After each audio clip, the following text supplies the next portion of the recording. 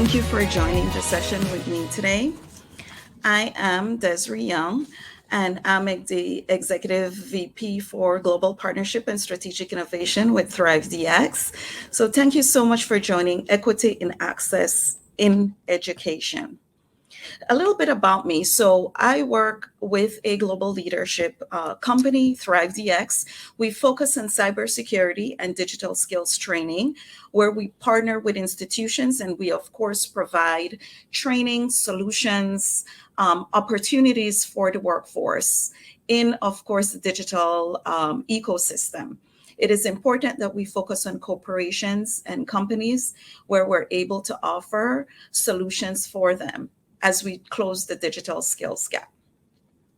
So, more than 20 years of higher ed experience is what I have, including developing and managing programs at many different levels, focusing on certificate programs, master's, doctoral levels. We partner and innovate across the globe. So we focus on those who are in transition, those who are looking to reskill and upskill and prepare learners to have a generational impact, of course, in the digital space. So it is very important because cybersecurity has now become a pivotal point. It's become the topic of conversation. It has become where we need to now focus on what it is that we can do to get more women in power, to get more women into the cybersecurity profession, as they do serve as role models. So let me share a little bit of stats with you. So in February 2020 to January 2022, male workers have regained all the jobs that they've lost during the pandemic. So, given that, this was an analysis that was done by the National Women's Law Center. Now, there are 1.1 million women left in the labor force during the span, which account for 63% of job loss. So, while women have gained 188,000 positions since January 2022, they're still short by more than 1.8 million jobs that have been lost since February of 2020. So currently, women working in the cybersecurity account only for 24% of the overall workforce. Now, this is definitely something that we can change, and there's an opportunity in building equity in access and equity in education. So according to Cybersecurity Venture Predict, women will represent 30% of global, of the cybersecurity workforce by 2025.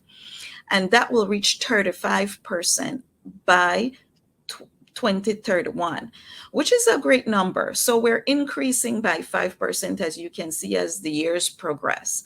Now, in order for us to elevate and in order for us to encapsulate ourselves in a industry that is very male dominated, we need to seek how we can better position ourselves. So it is important that we seek out how we can engage reskilling and reskilling by looking for others who are similar to us, right? So if you can see her, you can be her. It is important that we focus on where we can exemplify adversity, we can exemplify resilience, strength, purpose, and power, just to name a few. So as women, we in this profession, we now become role models for others. Now, it is very important that as we engage into these workforce and we're making it more diverse by adding more women into managerial positions, into leadership positions, the result of this can be where we will be more innovative and we will be able to better solve problems, especially in the cyber world. We will help address and close that digital skills gap when it comes to cybersecurity. Now, when it comes to penetration, ethical hacking, when it comes to network administration, networking analysts, these are the different areas that we can engage, we can seek out, and we can be hired for. So the more women that are successful in cybersecurity, the more likely they will attract others who would want to be in this particular industry as well. It is important that as we look and see what it is that we can do. We need to be more educated in the field. We need to be better skilled. We need to be able to advance the labor force in a way that we can increase ourselves to better be able to be at many different levels within the companies, and they can readily identify and look at us for the skill set necessary. The industries right now are seeking specific skills for certain position in the digital transformation world. The only way we will be able to be hired for these positions or even considered is where we come to the table with the necessary skill set. How we can do that is where we can engage in education, we can engage in certifications, we can look to see how we can empower ourselves to be more marketable by equipping ourselves with mastery of skill-based competences. So by looking at the historical, obstacles and, barriers that we would have to face, we have faced inequity in salary, we have faced inequity in opportunities in the tech field. We need to be able to look and see what is out there and how it is that we can engage. Now, how we can do this? So we have to look at going beyond the glass ceiling. If we look at going beyond the glass ceiling, this is where upskilling and reskilling of women plays a pivotal role. Now, if we become lifelong learners to grow and open the door to new opportunities, this is where we will enable ourselves to be more looked at in terms of, okay, they are prepared, they are trained, they are ready for the future opportunities of what the digital skills will be seeking. Now at Thrive DX, what we do is we have created programs where we are able to offer those who are in transition, those with little or no skills that want to enter into the field. So we have built very skill-based content with subject matter experts from all over the world, where we're able to put this out into institutions, into technical institutes, into community colleges.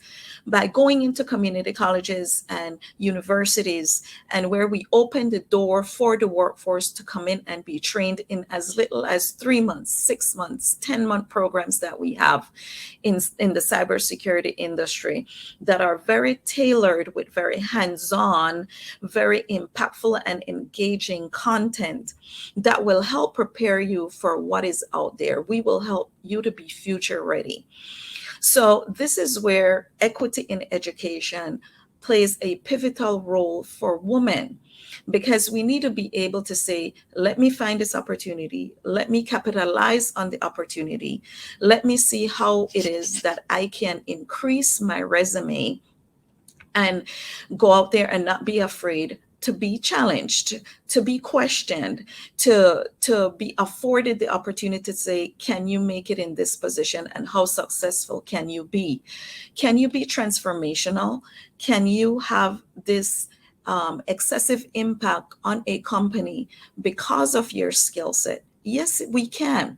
Many women have proven that time and time again, that they're able to go beyond the glass ceiling. We see it, but we can break it. We can break barriers. We can overcome the obstacles that we may face when it comes to inequity in access. The way we can create equity in access is where we can forge that path for career advancement.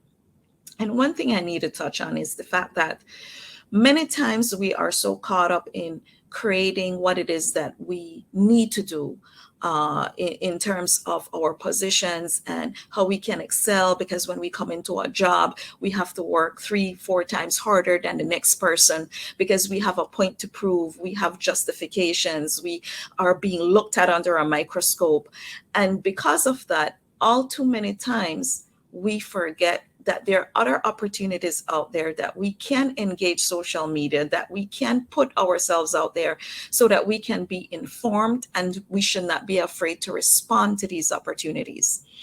So by responding to these opportunities, we allow ourselves to be engaged. We allow ourselves to be called. We allow ourselves to be in the conversation or the topic of the conversation, which I will talk about a little bit later, in terms of how it is that we can do that and where our voices can be heard in the room even when we are not. So, innovation and technology deserts are important for people to understand because individuals in the community are earning the money. They need to come back into the community and spend. So, this creates economic opportunities and development. The way we can be a force within this is where we can have the impact by building technology skill set. We can upskill, we can reskill, we can challenge ourselves to be able to build anew or to see beyond what is actually there or look ahead and forecast and be predictable in terms of what will be the next impact that will be on the industries and how it is that we can be a solution, how it is that women can be an opportunity. Now, it is key that we invest and develop the pipeline of women careers, and we have to do this very early on. That's why we talk about becoming lifelong learners. So if you're in education and you have your degree and you're like, okay, I have my degree, but what else can I add on top of this? So we layer it, right? And then we layer by looking at certification courses and certificate courses that focus specifically on skill set. We may have been afraid to say, let me go in, let me challenge myself, let me do this. But it's where that has now passed. We are now at the door. We are now opening the door. We are now getting in and having a seat at the table where we're saying we're here, we can be seen, we can be heard because we are prepared, we are skilled, we're knowledgeable, we're experienced, and we're educated. But we're the ones that will have to do that. We have to put ourselves out there. And we need to ensure that we are preparing ourselves with the necessary education and the access. If we have the access and we are prepared and we get in, we can make room for others. We can then create opportunities for others. And here is where I want to talk a little bit about at Thrive. So at Thrive, we do have the programs and we have the education and we promote resilience and we go out there to the under-resourced, those who low socioeconomic status. We look at those who are facing adversities and we provide them with an opportunity so that they can be skilled and they can find a job and they can go out there and have an impact. But we focus on a lot of women where it is that we provide this opportunity outside, but we also do it within. Now here, we're showcasing Ingrid. So she is our Chief Digital Transformation Officer, where she oversees the entire landscape in terms of our enterprise model for education and anything that we put out there in terms of academies and reskilling and upskilling the workforce. We have Yoval, who's the product manager, who focuses on building the technical aspects, creating the case studies, creating the innovation, the design, the integral part of the curriculum content that is being offered to learners. And we have Lisa. Lisa is our VP of Global Brand Marketing and Communication for this digital global company. Now, she comes from Deloitte, Microsoft. She has a wealth of experience in terms of what it means to be able to market and promote either your product, your content, your industry, and more specifically yourself. As a woman of color, she pushes beyond the status quo and have proven herself to be valued, have proven that it takes work, it takes determination, but it can be accomplished. Again, if you see her, you could be her. And Elizabeth, she's our VP of people.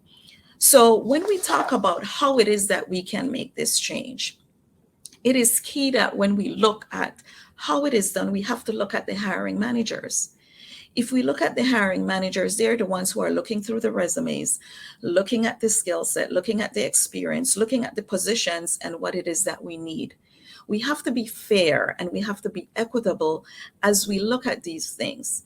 And Elizabeth, she has been able to empower many women, and she has been able to afford an opportunity to many because of the position that she's in. So again, it goes back to where we need to find the equity in access. We need to find the equity in education so that we can position ourselves in in in a way where we are able to open the doors for others as well. So that is very important. Now, as we look at what is next and we look at how it is that we can do a lot of what we're talking about here, women in tech, breaking the barriers, getting access to inclusion and belongingness and support, it is important that we look at how it is that we can do this. Now, it is key that we find a mentor. It is key that a mentor is there to advise and navigate. A lot of things, what we have is that we are not able to share the opportunities that we understand with others. Now we need to identify those who can, those who may be well advanced, those who may look different than you, those who may have been in the industry for a while, those who have understand the landscape and understand how it is that it will be able to engage a position or look for the opportunity. That's where you seek out mentors. Mentors are a valuable asset to enable you to look within yourself, to look at your future pathway, to look and see what does this roadmap look like for yourself as a lifelong learner, as a professional, as a role model, as someone who wants to afford an opportunity for others. So you look for a mentor. You also look for those who can be a sponsor to you. A sponsor are those who will advocate for you, those who will advocate for you when you're not there. So are your voices and your presence and your experience being talked about or recognized? The way this is done is by having it done through a sponsor and by looking for a sponsor. This goes back to who you know and those who can help you elevate your career. Now, allyship. An ally is someone who will proactively help you and support you. They will be that voice at that table when you're underrepresented. They will be the ones who will remove the barriers and allow you an opportunity to come in. So it's always great to seek allies as we are investing our skill set and creating opportunities for the future.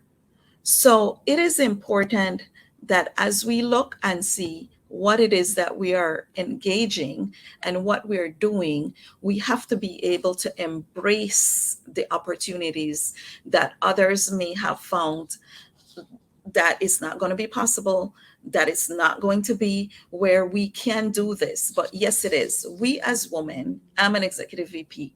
I showed you Lisa, who's a VP. You have others who are CIOs, CEOs. You have those that play a very integral part within the assembly line, within the core values of companies and industries. It is important that we engage, we embrace, and we recognize that. But look for the mentors, look for those who can sponsor you, look for those who will become allies of you. Now at Thrive DX, we will continue our pathway and our roadmap to educate and train as many as we can, many women that we would like to see out in an industry that have forever been male dominated, that have forever been where creating barriers for us. But we can go beyond the glass ceiling. We can break down those walls, but we need to embrace the opportunities when it comes to furthering education, looking at certification, looking at what else it is that we can do to make ourselves valued even more, because we are, but be recognized and have our voices heard in the room even when we're not there. So thank you all for joining this session, and I hope that you continue to enjoy the rest of the global conference. Thank you so much.